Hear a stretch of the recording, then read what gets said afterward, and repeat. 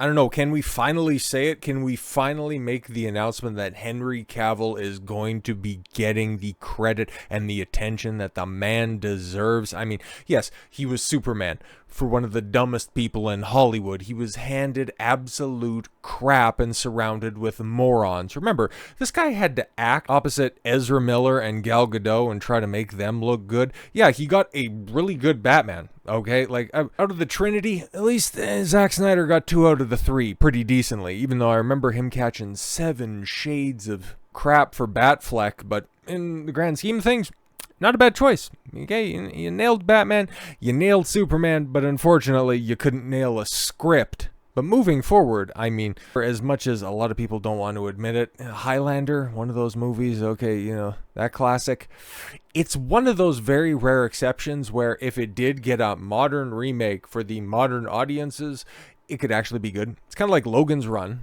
Kind of had one. Michael Bay tried to do that with The Island, a little bit different. I like The Island, by the way. It's one of my sleeper picks, or, you know, one of my favorite movies, but I digress. Highlander, yeah, the premise is awesome. Okay, Christopher Lambert, if you can get over, you know, just the strange miscast there. Hell of a good film, but if Henry Cavill's going to be taking on the role of the Highlander, I mean, that has great potential. And he's going to be the star in a Voltron movie.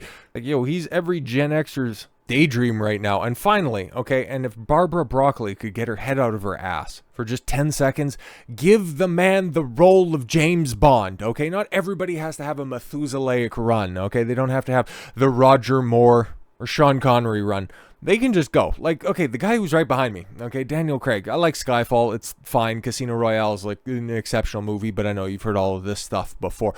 But he had the role from, 2006 until 2020 and released 6 movies? 5 movies. 5 movies. They're so forgettable. 2 good ones and 3 crap ones. Just let Cavill, okay? If you're so concerned, oh, we don't want to cast a James Bond who's 40. It's like, okay, cool. You cast somebody who's a little bit older. You give them 10 years. You give them a half dozen scripts. I'd have the opportunity to tell one of those older Roger Moore-esque tales with a little bit more of a serious tone, or hell, who knows, maybe Henry Cavill's funny. We know that he's a very personable individual, so maybe he does have that range. Maybe he could actually get somebody competent enough to provide him with the material for him to show out. Because he had a couple of chances to do that where everybody's like, you know what, why isn't this guy actually a movie star? Because his performance in Mission Impossible Fallout is still referenced as one of the best villains, spoilers, in an action film in the 21st century. And his role in Man from U.N.C.L.E., like, I mean, like, if they want to make a second one for that, you know, he's right there, for Christ's sakes. He's finally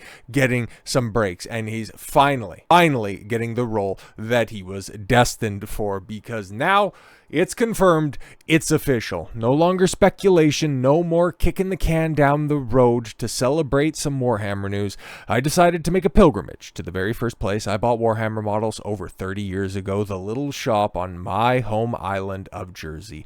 My incredible team and I, alongside the brilliant minds at Game Workshop, have been working away in concept rooms, breaking down approaches to the enormity and magnificence of the Warhammer world. Together, we've been sifting through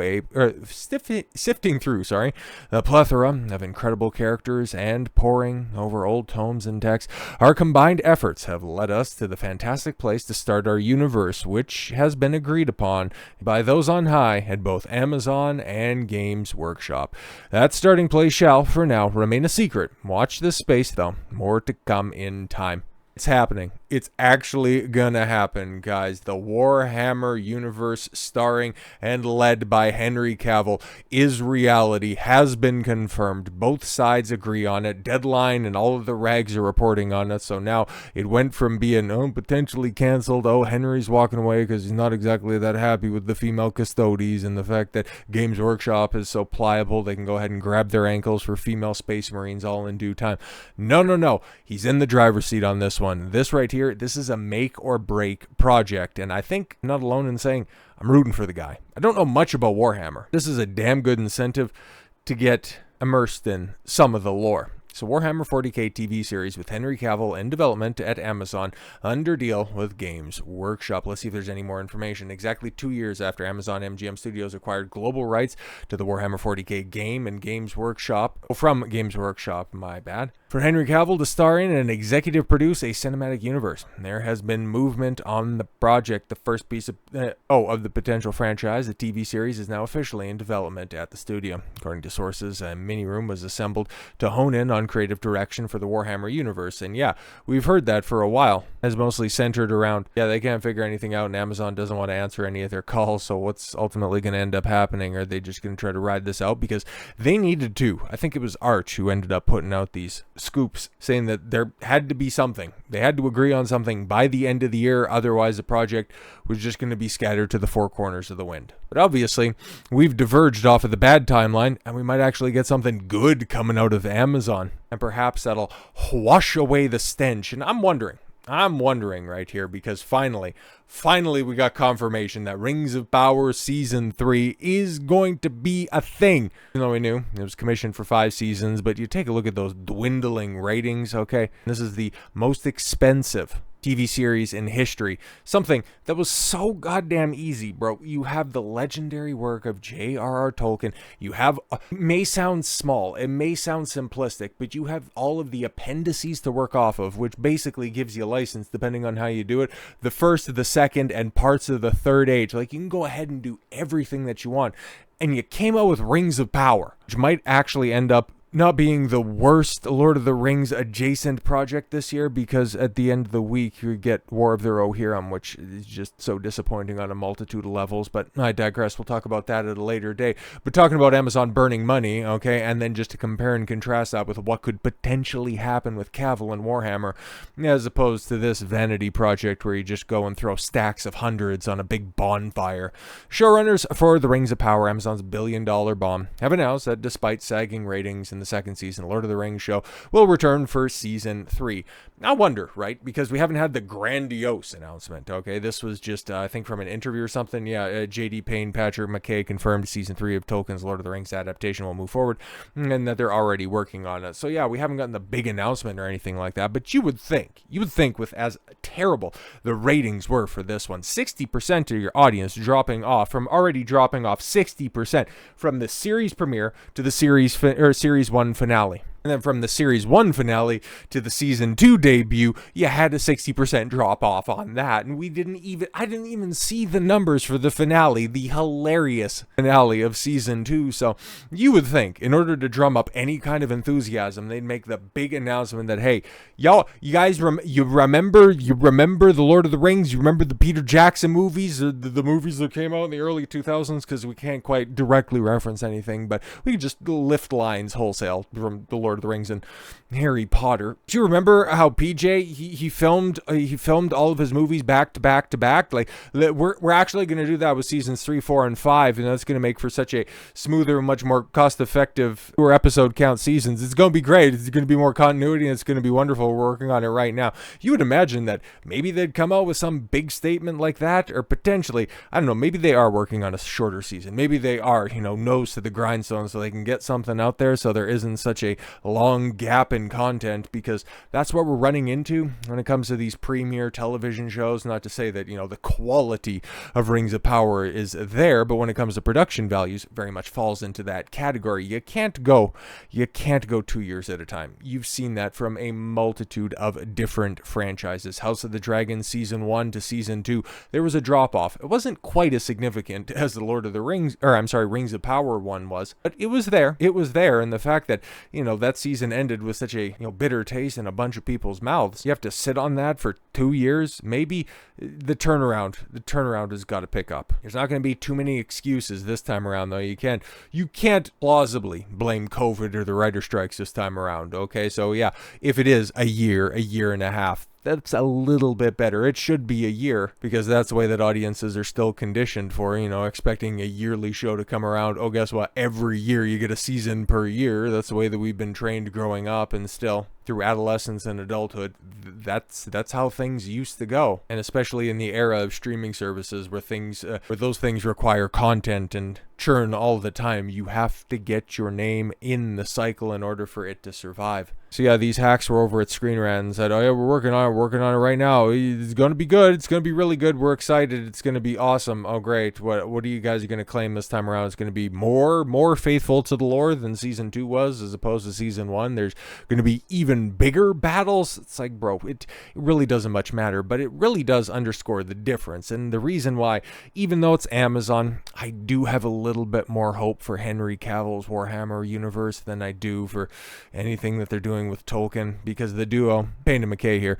who had virtually no experience in the industry before being handed the reins of the most expensive show ever made. Yeah, these guys, for as much as they claim that they know the lore, they have absolutely no connection to it at all whatsoever. They have stupid Simon Tolkien, one of the most ungrateful grandchildren you're likely to ever find, leering over their shoulder and then besmirching the lore even more than they are capable of because of his idiotic interjections. Hey, I really like that Adar guy. We need to keep him around. Well, it doesn't really work into our story. No, he's a very important character. All right, we'll keep him all the way through until the end of season 2, even though it was very likely that he was, supposed to get yeeted either in the first couple scenes of season 2 or right at the end of season 1. But hey, he's got Tolkien at the end of his name, and he's ultimately here due to a burden in acquiring the rights, so whatever you say, failed author. So on top of that, and then they also have the incompetent Jennifer Sulky over the top of that with her desire to have bland blonde women in every production that they have. I don't know why I brought up that picture or anything like that, but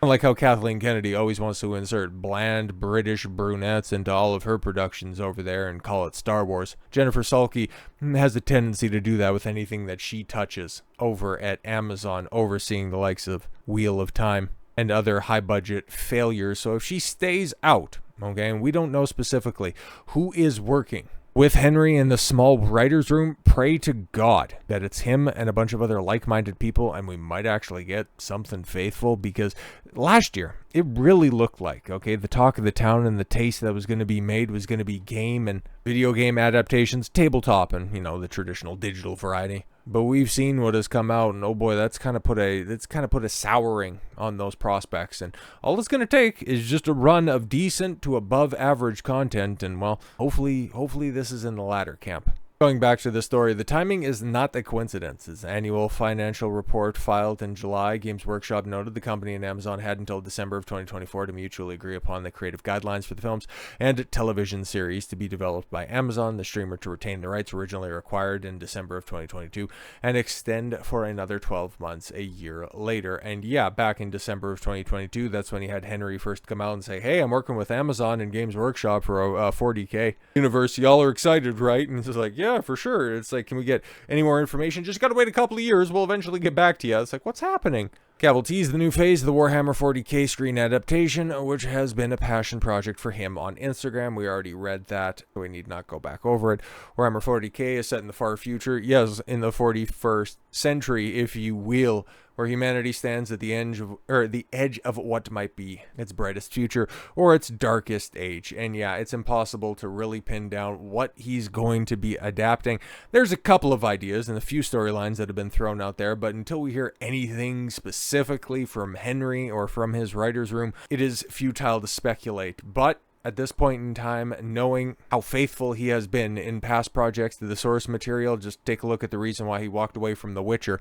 The guy reads the books, he knows the characters, he has a deep, passionate appreciation for the projects that he is cast in. So yeah, he's a cut above the rest. He's finally getting his due, and hopefully 2025 is going to be the year of Henry Cavill. So with all that said, thank you all very much for the gift of your time. I've been Don Consuelo. I want you to follow your gut and get after it. Take care, everyone.